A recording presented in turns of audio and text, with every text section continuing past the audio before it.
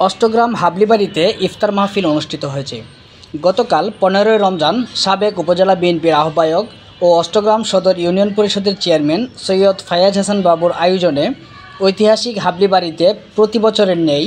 এবারও ইসলামের পঞ্চম খলিফা হজরত ইমাম হাসান ইবনে আলী রাদিয়াল্লাহু তাআলা আনহু এর জন্ম দিবস উপলক্ষে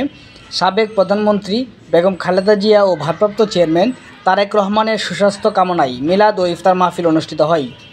উক্ত অনুষ্ঠানে উপস্থিত ছিলেন উপজেলা বিএনপি সহসভাপতি বীর মুক্তিযোদ্ধা গিয়াসউদ্দিন আশরাফি,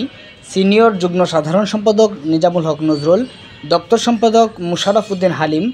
কৃষক দলের সভাপতি মোহাম্মদ ইউনুস আলী, স্বেচ্ছাসেবক দলের আহ্বায়ক মোহাম্মদ জুয়েল মিয়া, সদস্য সচিব জুবায়ের হাসান ইয়ামিন,